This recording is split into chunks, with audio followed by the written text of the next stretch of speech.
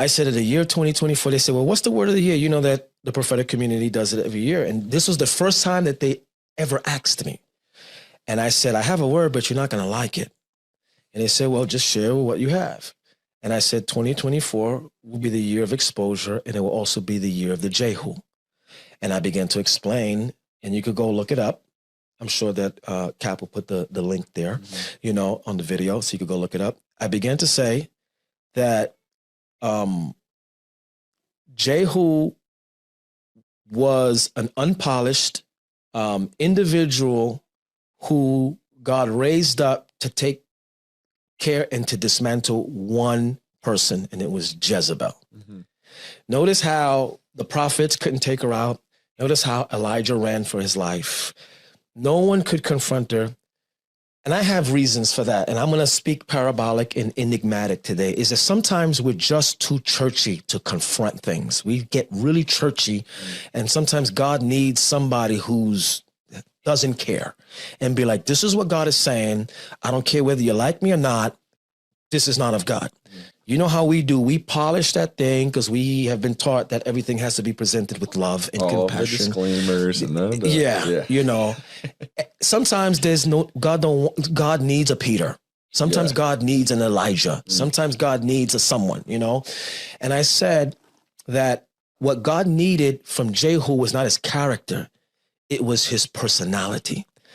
He had a no nonsense, I'm going to call you out because I could back it up, because I could fight. I'm paraphrasing, because he was the commander of the army in Israel at the time. The prophet, now I'm going to tell you the story of Jehu. The prophet tells his apprentice, go anoint Jehu with oil and tell him, I've anointed you to be king of my people, and you're going to confront Jezebel, blah, blah, blah. And then he tells the prophet, and run for your life after. If you remember, run for your life after you anoint him. Why?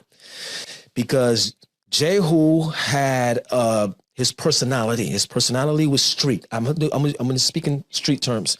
And he just didn't care. Whether you're a prophet or you whoever, you know, you anointed me now, and I'm still going to expose you. So God said, anoint him, run for your life. God uses him to expose. Now, here was the thing. When Jehu was on his way to confront Jezebel, the watchmen saw him coming, and they said, we see a madman driving on a chariot, and we know it to be, that's Jehu coming, and no one is going to stop him. Jehu pulls up, speaks to another king, and says, I'm actually going to kill one of your relatives. You going to come with, are you with me or are you against me? The man said, I'm with you. Long story short, he kills Jezebel. 2024 will be the year of exposure, where God will raise up people, both within the church, outside the church, to expose what needs to be exposed, because the rest of us are playing church politics, and we're just not going to confront it.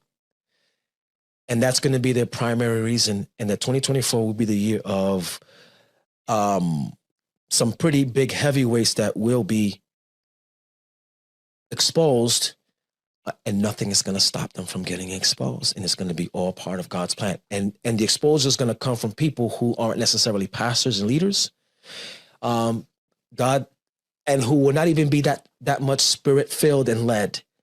God don't want, he wants their personality, because he wants to be able to use their mouth to be able to say it.